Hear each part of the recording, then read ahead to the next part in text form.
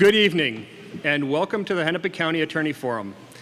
My name is Landon Ashman. I am the president of the Hennepin County Bar Association.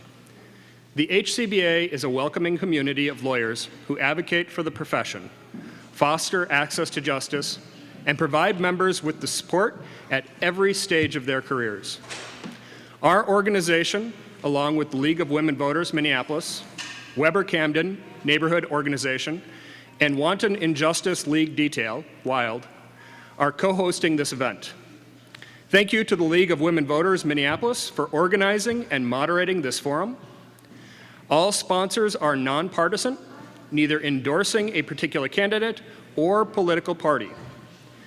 We are holding this forum for voters to hear from the candidates and to compare and contrast their ideas. This forum is being held in front of a live audience at Sojourner Truth Academy and is being live streamed to YouTube. Thank you, MCN6, for production and recording of this event. Both candidates who are on the November ballot for Hennepin County Attorney position are with us here tonight. We ask that campaign buttons or campaign t-shirts not be worn in this room and that no signs or literature be distributed during this event. Please remain as quiet as possible while the candidates are speaking so that everyone can hear the discussion. We would also ask you to hold your applause until the end of the forum so that candidates will have the maximum time to respond to your questions. Finally, please silence all electronic devices. The views expressed are those of the candidates, not those of the co-sponsors. Now I would like to introduce our League of Women Voter moderator. Linda McLoone is a member of the League of Women Voters Roseville area. She is not a constituent of Hennepin County. Thank you, Linda, for volunteering here today.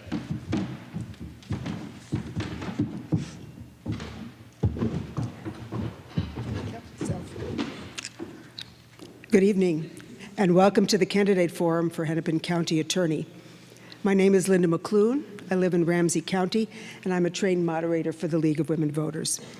The League of Women Voters Minnesota is a more than 100-year-old nonpartisan organization that does not support or oppose candidates or political parties. The League encourages its members and all people to be involved in the political process. We encourage informed and active participation in government. We welcome all who are interested in learning about a variety of issues to join our organization. Visit lwvmn.org to learn more about League and find a League in your area. Hennepin County is the most populous county in Minnesota, and its county seat is Minneapolis, the state's most populous city. The county attorney is the elected prosecutor and lead civil lawyer for the county. The county attorney prosecutes adult criminal felony level cases and all juvenile delinquency cases and provides related victim witness assistance. They represent the county in child protection and child support cases and provide general legal advice and representation for the county government. The county attorney oversees an office of more than 450 employees with an annual budget of $65 million and prosecutes more than 10,000 adult and 2,400 juvenile cases every year. So now let me introduce our candidates for this evening. We have Martha Holton-Dimmick and Mary Moriarty. And thank you both for being here this evening. You're welcome. We have a timekeeper sitting in the front row so that each candidate will have the same amount of time to respond to the questions. The timekeeper will hold up a card when there are 30 seconds left and a stop card when the time is up. We ask that the candidate finish their sentence and then stop at that point, please. Questions from community members have been submitted in advance. During the forum, we will take written questions from the audience, and a volunteer will gather the questions and hand them to our question facilitators and then to me. We ask that the questions be clear and pertinent to the issues at hand and made in the form of a question, not a statement. Questions must be directed to both candidates. Questions that are hostile or of a personal nature will not be asked. We may consolidate questions that are similar in topic. And finally, all questions that are submitted become the property of the League of Women Voters. So for the candidate's opening statement, we have asked them to address the following question. Why are you running for Hennepin County Attorney, and what are your qualifications? You will each have up to 2 minutes to respond. So it was determined by a coin toss that the first candidate to speak will be Martha Holton Dimmick. So, Thank take you. it away. Good evening. My name is Martha Holton Dimmick, and I'm running for Hennepin County Attorney. I'm running to restore the effectiveness and to rebuild the trust in the office. I am a mother, a nurse, an attorney, a prosecutor, and a former judge. On a personal note, I was pregnant before Roe v. Wade. I had my daughter, but everyone's circumstances are different. And I will defend a woman's right to choose as the next Hennepin County Attorney. Now, my top priority is public safety. Public safety is not a political slogan to me. As a community prosecutor and as a serious crimes judge, it was my profession. And as someone who's lived in North Minneapolis for 20 years and has seen the effect of the rise of crime in my neighborhood, it's my life. Violent crimes have taken on a drastic increase in our county. And as we know, communities of color feel the hardest crunch from that increase in crime.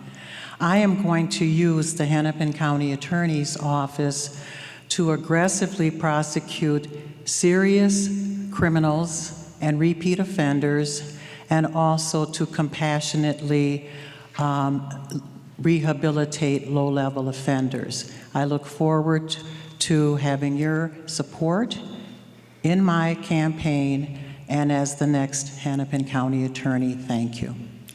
Thank you. The opening statement now will be done by Mary Moriarty. Thank you. I want to thank the League and the other hosts for bringing us all together. I am very proud of the broad and diverse coalition we have built throughout Hennepin County.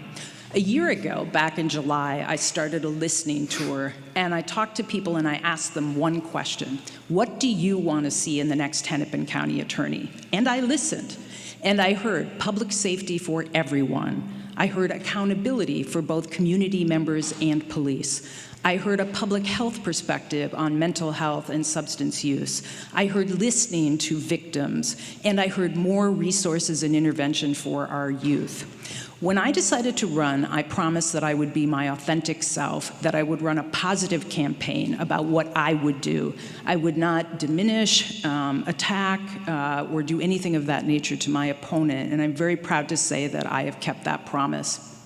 So I agree with those goals of public safety, and I think when I talk in the community, that is why we are doing so well.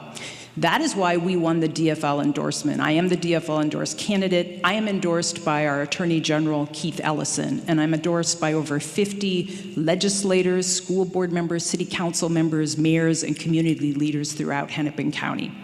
That is why we did so well in the primary. That is why we won more than twice as many votes. We won in many cities across Hennepin County, and we won every precinct here in North Minneapolis. I'm very proud of the broad and diverse coalition that we've built. I'm asking you to join me in building a safer community for everyone and a more just and equitable system for all. Thank you. Thank you. We're now ready to move to questions that are either from the live audience or that were submitted in advance through the League email. The candidates will have 1.5 minutes for their answers, and again, our timer will let you know how you're doing. And so I'm just going to rotate order, and so if the person who finished last will then be the first to speak, and so on. So we will start the first question with Mary Moriarty. What would be your top 3 priorities for the county attorney office if you are elected, and what is your rationale for these priorities? First would be gun violence. We know that gun violence is a serious problem in all of Hennepin County, not just Minneapolis. We can't forget gun violence in Richfield. We just had this incident last week where a youth is alleged to have shot somebody. There's gun violence that's affecting and impacting everybody in our community, so that is a top priority of mine. It is also a top priority to work with police leadership and make sure that as county attorney, I can effectively prosecute violent crime. And the only way I can do that is if police are doing good investigation and good police work.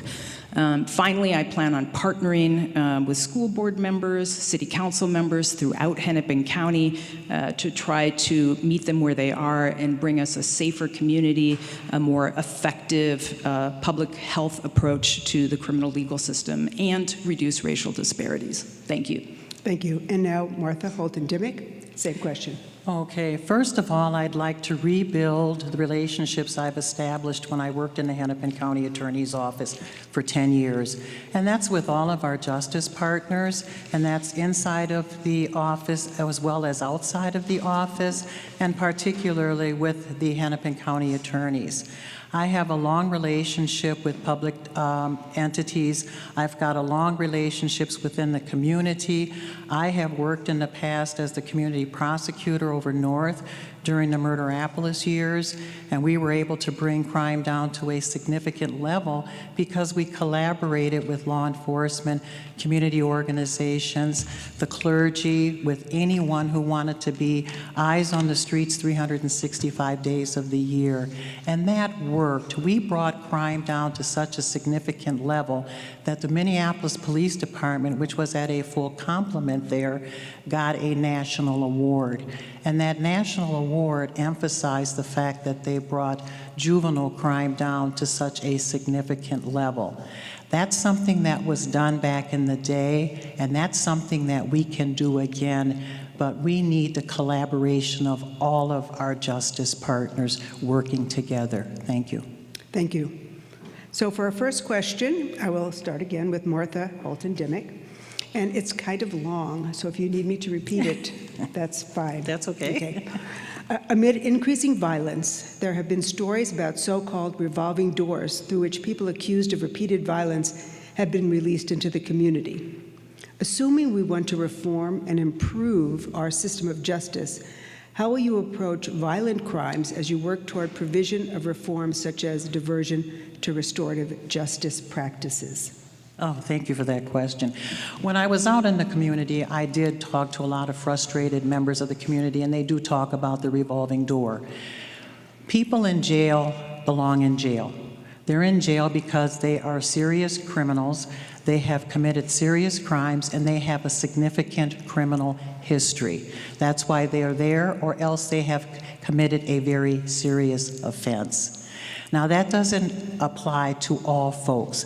There are people who are low-level, what we consider low-level offenders, and we do have diversion. I am completely I agree with pretrial diversion and post-trial diversion. The individuals that go through the diversion program, they are very successful. The recidivism rate, that means the rate at which they reoccur or get involved in crime again, is very, very low. So diversion is a very positive alternative to incarceration for those low-level offenders. Also, with drug addicts, people who struggle with drug addiction and mental health issues, we do have alternatives to incarceration through our specialty courts. I'd like to see that expanded. I'd like the resources available so that we can grow those areas. Thank you. Thank you. Mary Moriarty. I believe in data-based approaches, so looking at the data to see what the problem actually is. I've certainly been in the community and I've heard people talk about the revolving door, and I always ask, could you tell me what you think of when you think of the revolving door? And usually what people say is the county attorney's bail policy of letting violent offenders out. And I always say, have you actually seen the county attorney's bail policy? Because it's 19 property offenses. That's not the issue. But what I propose to do is actually look at the issue. We have to remember that people who are accused accused of a crime before it's resolved are presumed innocent. They are not criminals. They are people who are being held in jail because a judge has determined that that's appropriate. But here's what I would do. For instance, MPD was catching about 10% of people on carjackings, and countywide that was 24%. So what I would do is look at the data. That 10%, that 24%, are those people being held in jail? Or are they being released? And if they're being released, are they out in the community committing new crimes? If so, that's not working, and we need to do something about it. We also need to use data to look at what's happening with those 10% and 24%. Are they receiving dispositions that allow them to get out and commit other crimes? If so, what we're doing isn't working.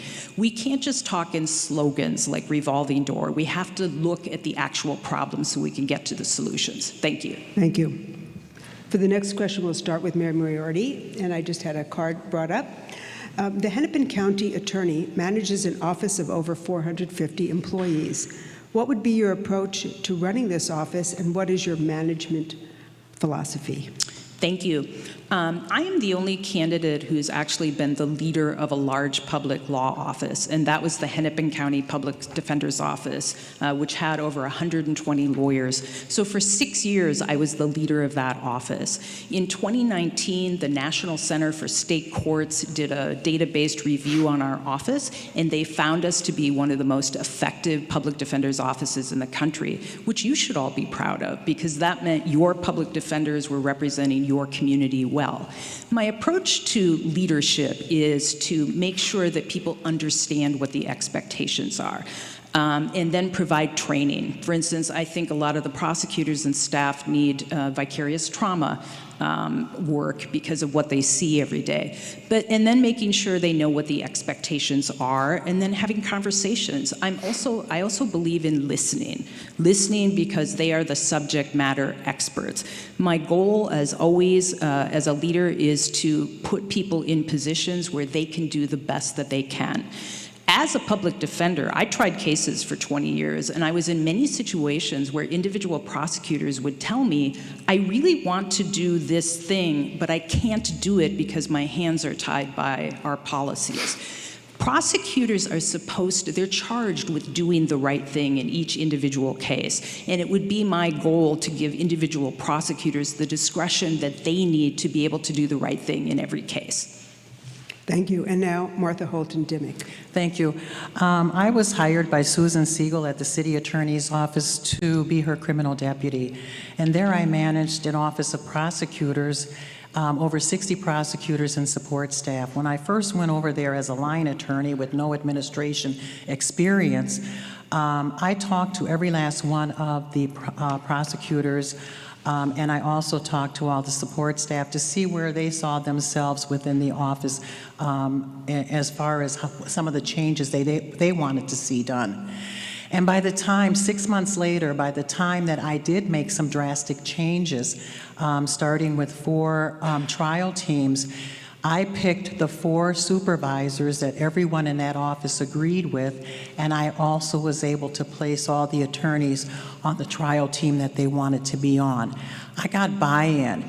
It was no my way or the highway. It was the fact that I felt like I was elevating and basically giving them the power to be participants in the decisions that we're making in the office that would make a very important impact on the clients that we deal with every day. And it worked, and I have always had that attitude that I'm going to talk with the prosecutors in the office, gather enough information from them, and then take it from there and involve them in all of the decision-making processes, because they're the ones that are going to be doing the work. Thank you. Thank you. The next question we'll start with Martha Holton-Dimick. What changes would you suggest to improve the juvenile justice system? I'm sorry. Juvenile justice system. Juvenile justice system, thank you. Well, right now, the juvenile justice system, there isn't a, the county homeschool was closed, so there isn't a custodial environment to put these children in to keep them safe, not only from themselves, but also from the community. I speak specifically about the carjacking incidents, and we're talking about an aggravated robbery, really, which is a pretty serious felony. What needs to happen is, instead of having these children right now being sent out to Red Wing, which is where they're going now, and out to a place in Utah, I just found out, we need to have these children back in their communities, because they're going to have to be reacclimated to those communities, and we need them to be reacclimated with the communities along with their parents, along with any social workers, psychological help. All the trauma that they deal with has to be addressed. We're talking about mental health illnesses, and we're also talking about chemical dependency issues. So what we need to do is we need to work on a metro level to get a community group, a safe place for these children to be, so that we can get them re-entered into their communities. The communities can work with them, and we can put them on the right path so that they can be back in their homes as soon as possible. Thank you. Mary Moriarty. I represented youth as a public defender years ago, and I can tell you that youth are facing a lot of problems that they never had to face before, with the pandemic, with trauma, with gun violence, and we have to approach them in different ways. For youth who are charged with nonviolent crimes, right now they are not getting the help that they need for many months until their cases are resolved, and that is in part because of a policy of the county attorney's office to not allow them to get treatment that they need right away until their case is resolved. I would change that. Youth who need help right now. Otherwise, they're returned to the community and they're engaging in the same behavior. What we need to understand about youth and about violence in general, I get a lot of information from the Office of Violence Prevention, which has some database programs. For instance, we know that there are models around the country that talk about how we should treat violence like a disease. It's contagious. And what we see is retaliation. And we see that from the allegations in the Richfield case, where that youth had been involved with some beef with another kid. And there are wonderful programs that intervene before violence happens, where there are trained messengers in the community that are seeing what's happening, and they intervene with youth to make sure that they think of other alternatives. I have attended so many funerals for people, and they all have one thing in common: nobody wants to be there. So to the extent that we can partner with violence prevention programs to keep this from happening, the community will be better off, and so will our youth. Thank you. So the next question will start with Mary Moriarty. A little bit change of pace. Illinois is abolishing the cash bail system in 2023 with their Safe T Act. Do you support a policy like this? And what role does the county attorney play in systems policy changes such as this? Thank you. I've given a lot of presentations on bail, and I've studied it a great deal in different states. One thing people don't know about our bail system here is that it is a constitutional right for people to have bail. People tend to think that bail is about punishment, but bail is actually about getting somebody to court and making sure that they are safe in the community. The problem, even though it's a right in the Constitution, the problem is it's wealth-based, right? So there are studies that say that similarly situated people charged with the same crime, if you are held in jail, you are 25% more likely to plead guilty than if you're let out, because we completely destabilize your life and you feel this pressure to plead guilty to get out because you might lose your job. So we need to think of alternatives to the wealth-based approach. The county attorney's office plays a big role because it's actually the county attorney that decides whether a case should be issued by warrant, so a police officer goes out and gets you, or by summons, so you can come into court. So that's the initial decision that the county attorney actually makes. The county attorney attorney also goes into court and decides whether to ask for bail or not. So the county attorney plays a huge role. Bail is extremely complex. I teach a class at the University of Minnesota, and I gave a 2-hour presentation on it yesterday. I will just say that I will make sure that we look at ability to pay so that getting in or out is not based on wealth. Thank you. Thank you. And Martha Holton Dimmick. Thank you. Bail in the criminal justice system is based on 2 things. As a judge, I know this by heart, and that is flight risk and public safety.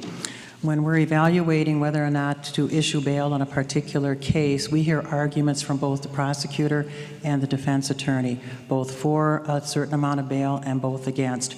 We also have to look at what the statute provides in terms of the particular offense and how the bail is established by statute. Once the arguments are made, the judge does have the discretion to order bail, but if the client cannot or the defendant cannot afford the particular bail, I have in the past asked the defense attorney, well, how much can the defendant afford? Because I want the defendant to be able to be invested in returning to court.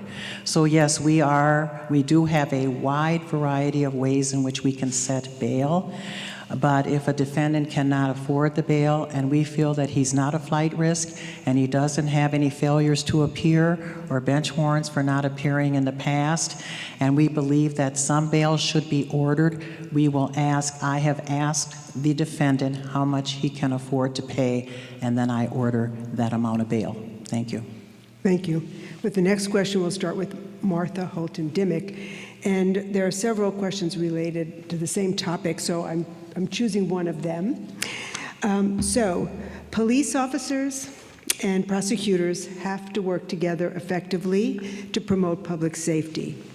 How will you build mutual trust with the police and other public safety personnel to foster cooperation, best practices, and effective public safety? I think communication is extremely important between the prosecutor and the police department that they're working with. Police officers submit cases to the office. We review those cases for charging decisions. There are 3 decisions we can make. We can decline, we can go forward with charging the case, or we can defer the case. If we decline a case, it is the best practice for a prosecutor to explain to the police officer why there is the declination. It's usually because the evidence isn't strong enough to go forward.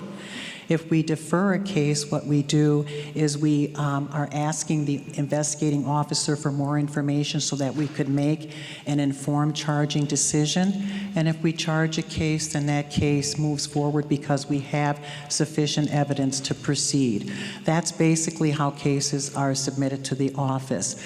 I have in the past as a county attorney, when I have found a case not to have sufficient evidence, I go forward with contacting the individual investigating officer, and I explain to that officer why I'm not charging that case. In my practice as a county attorney for 10 years, I never had any backlash from that officer because I was very comprehensive in explaining to him my decision, and I think that went a long way. I would hope that other prosecutors in the office are following the same practice. That's how you can alleviate any hard feelings or any backlash. Thank you. Thank you. And Mary Moriarty. I did a lot of commentary for the Chauvin trial, and I remember national media asking me how MPD got this way. And my clear answer on that is that the county attorney's office has never been an active participant in helping hold MPD or other police departments accountable. I will change that. People don't know that it's actually prosecutors that see more video than police leadership. I've seen a ton of video, and I've seen some policy violations, both big and large.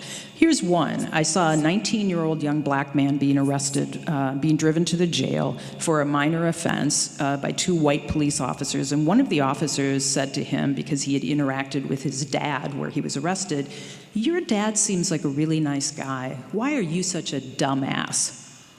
And I listened to that, and there were other comments too, and I thought, you know, MPD leadership never heard about that. And here is an opportunity for MPD leadership to have an intervention with that police officer, because that is not the way you behave when you're trying to build relationships with the community. And so I will partner with police leadership from all over the county and flag that kind of video and give it to police leadership so that they can have that conversation, so that they can document their file in case of future arbitration. So that's of critical importance, to be able to share those kinds of things so that there can be early intervention. Thank you. So I've been asked to do a follow-up question on the same topic. And so we'll start with Mary Moriarty. Racism and excessive force in police practices have been reported in Hennepin County. How would you address these accusations, promote police accountability, and regain the trust of the citizens? That's a great question. Many of you have read the Human Rights Report, which documents racism. I, as a public defender, saw it for many, many years and heard it from my clients. You have all probably seen it in video. And one of the things that we've seen is that prosecutors are not taking accountability or responsibility for flagging that kind of behavior.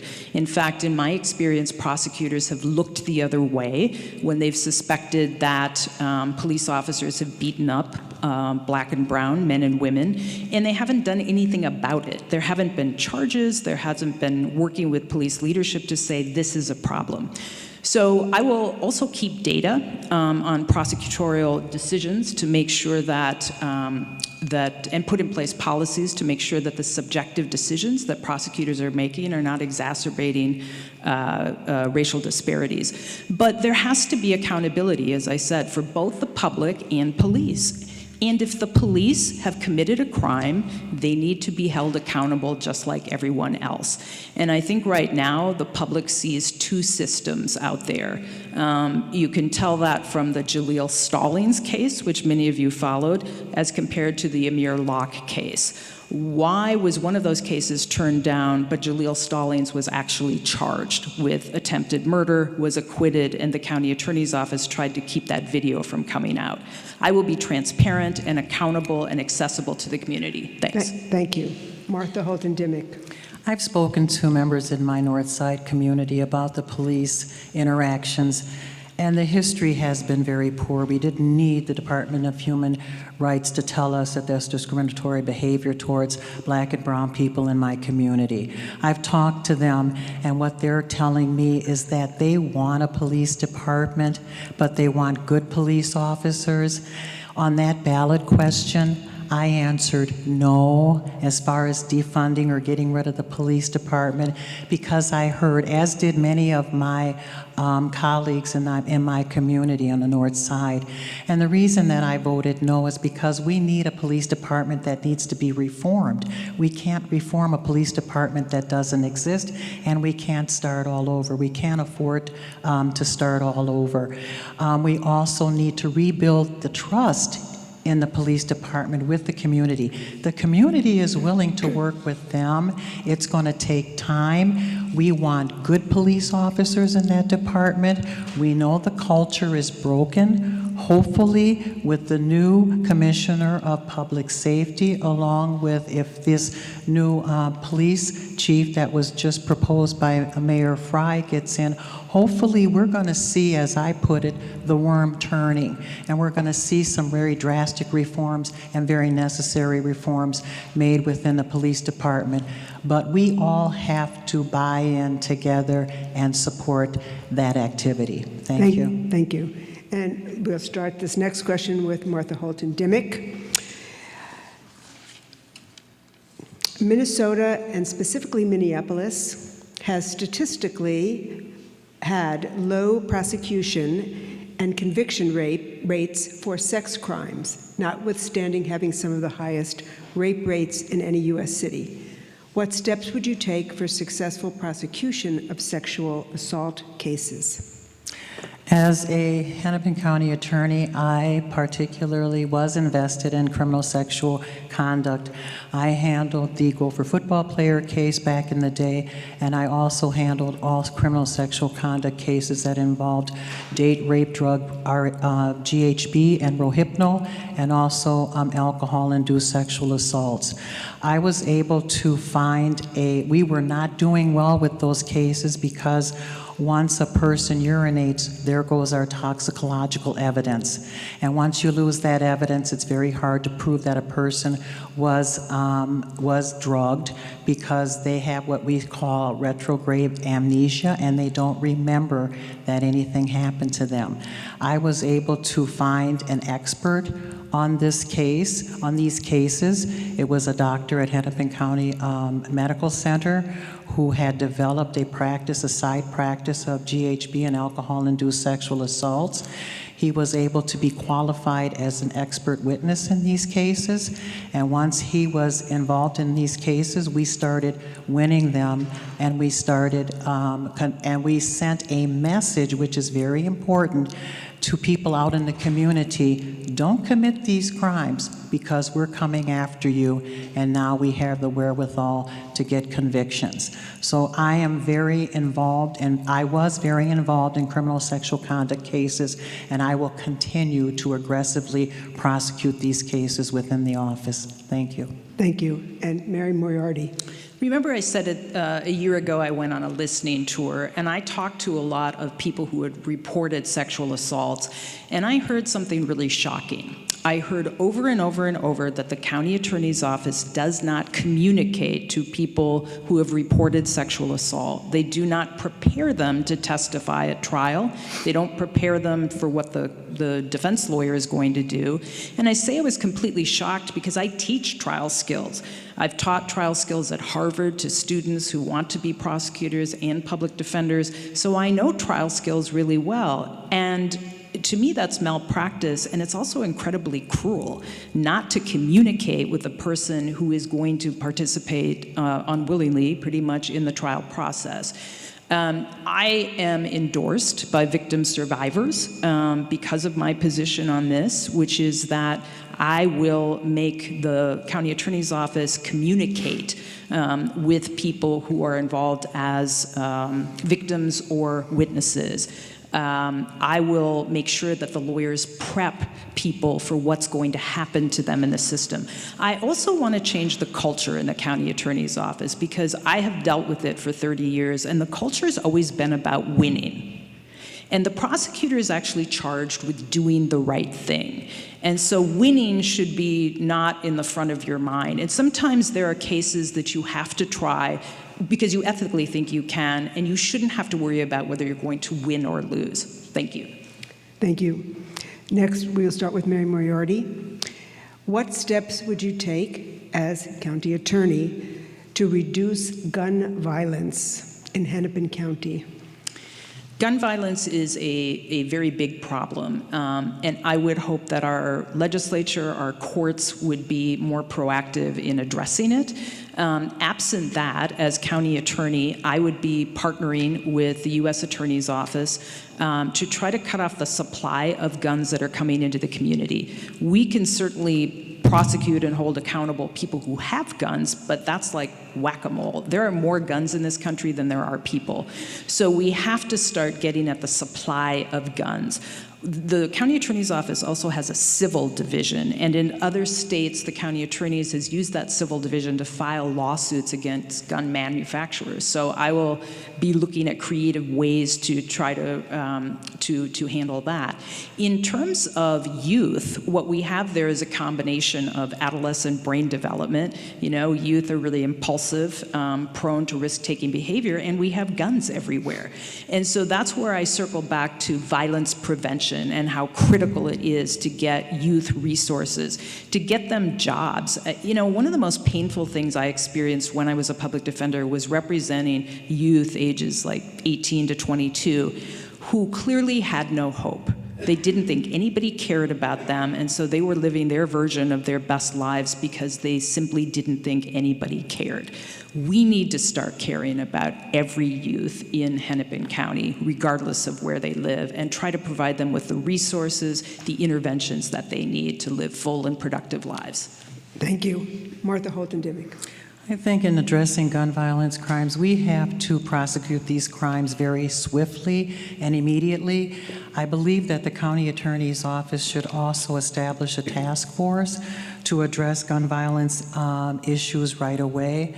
I think also the Hennepin County Attorney's Office has to lobby the state legislature for stricter gun violence laws and address these issues on a consistent basis. In my neighborhood in North Minneapolis, over 90 homicides have occurred since George Floyd's murder, and that's since June of 2020. And as we all know, a number of the victims were children. That completely outraged me, and that is what prompted me to retire from the bench, because I felt I could do more for my community off the bench and deal with some systemic changes once I was off the bench. And that's why I decided to run for Hennepin County Attorney, because I saw what gun violence was doing in my neighborhood and how much we had to pay attention to it.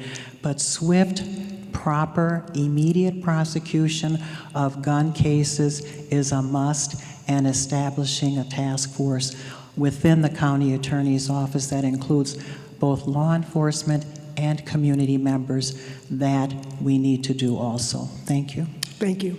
Next question again, Martha Holton Dimick. What is your position on criminal record expungement for people who have successfully reintegrated into our communities? I am totally for expungements of criminal records. As we all know, criminal records do affect your ability to get housing, education, reacclimate within the community. Also, it has a detrimental effect on your future interactions with law enforcement, because they do have that criminal history to look back on. And so what I know is happening in the Hennepin County Attorney's Office, because I can call up the prosecutors there. There is one prosecutor in the office that I have talked to about expungements who is totally responsible for assisting people in getting their records expunged. Now, the expungement law is very complicated. I mean, even if I look at it, I'm like, duh, what do I do? How do I go about doing it? So what she's trying to do is she's trying to make it easier for defendants and for people who have served their time and have been reacclimated into the community, finding an easy way to get through it. And what the eventual plan is to bypass having to bring a petition before the court and just bring the petition before the county attorney's office and have it reviewed by the attorney in the county attorney's office, and then we take it from there. And then also making the process easier by going to the legislature and trying to make sure that statute is easier to follow. Thank you. Thank you. And Mary Moriarty. Minnesota has among the lowest incarceration rates in the country, but within that, among the highest racial disparities in the country. When you look at people charged with drug crimes, a majority, unfortunately, are black and brown, even though research tells us that white people use drugs more. I believe expungement is important, but it's hard for somebody to reacclimate into the community with a felony. It's hard to get a job. It's hard to get housing. It's like you have, 3 strikes against you, and it's incredibly difficult to get back into the community. So I prefer to focus on front-end solutions like diversion, where you don't actually have to plead guilty in many ways.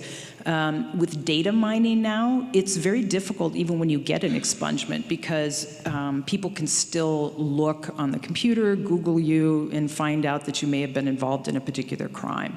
So yes, I will make expungement much easier. I know from being a public defender and from our staff that the county attorney's office frequently opposes expungements. I know the expungement process is extremely difficult, and people don't have a right to a lawyer, by the way, on expungement. There is a self-help center downtown, but it's very difficult. And so imagine trying to get an expungement representing yourself.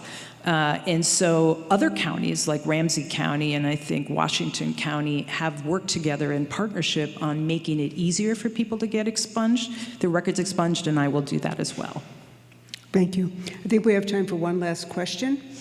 And with this, we'll start with Mary Moriarty. What steps would you take to build community trust in the criminal justice system? I think that there is very little trust with many communities for good reason in the system. It has oppressed black and brown people. The war on drugs was a war on black and brown people.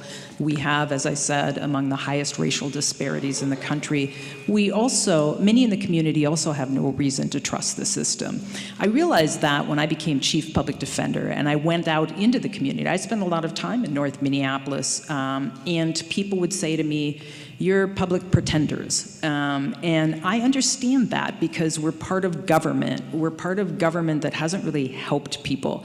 It has ripped families apart in many ways. It's taken children away, or taken breadwinners and parents away from kids, and we know that kids have a higher rate of becoming involved in the system when that happens. So the system has done terrible things to people, and so I understand why people don't trust it. What I want to do, what I have done, I was already doing that as chief public defender, was to appear in the community and listen. I am not afraid of people yelling at me. I used to go to forums with former Chief Arredondo. We would just sit down at a table for a couple of hours and people could come in and say anything. I don't get offended. I understand why people are angry, and so I will be transparent about data. I will be transparent about my decisions so that people understand why I've made decisions, and I will be accessible to the community. Thank you. And Martha Holton Dimmick. I think when I've talked to people within the community and out in the suburban areas, they really don't understand what the Hennepin County Attorney does.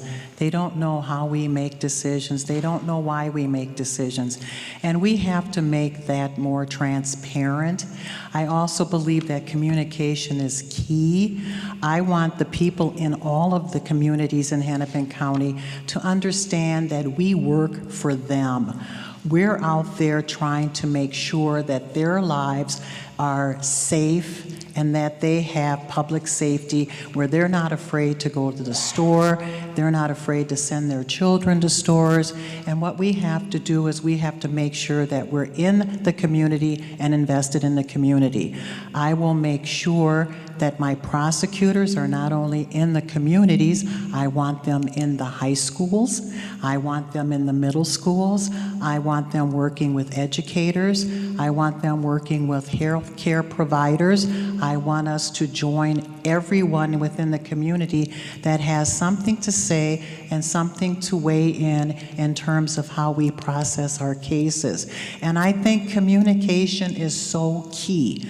I am also not afraid to be out in the community. I've been in the community all my life. This is my community, and I've been out in the suburbs lately, and I find that they have the same concerns. They really don't know what it is we do, and we need to explain and make sure that our office is totally transparent. Thank you. Thank you.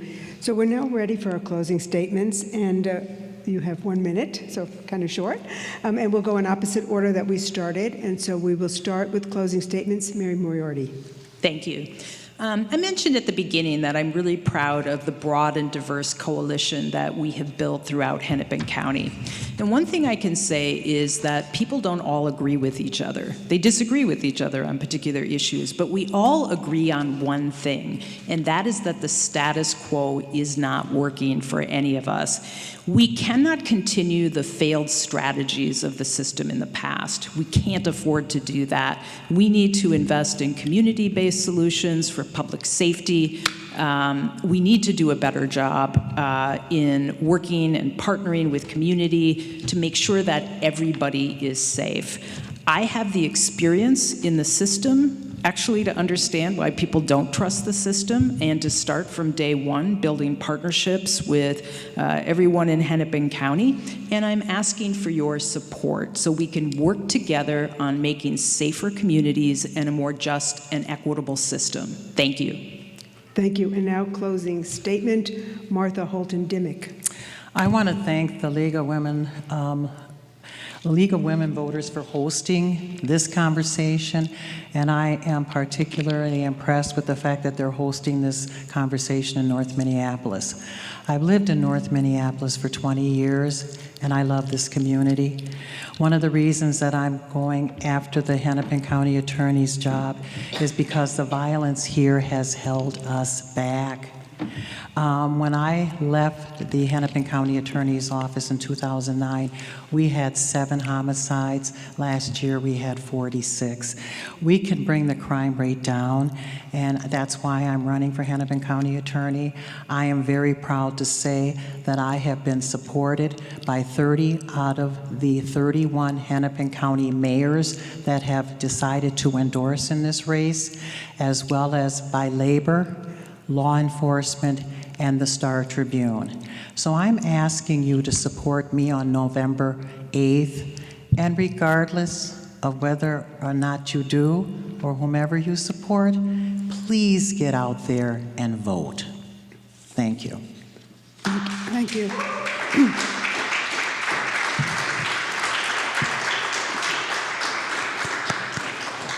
On behalf of the League of Women Voters of Minneapolis, the Hennepin County Bar Association, the Weber-Camden Neighborhood Organization, and the Wanton Injustice Legal Detail, I want to thank the candidates for Hennepin County Attorney for being part of the democratic process by running for office and for being willing to serve our community in this way.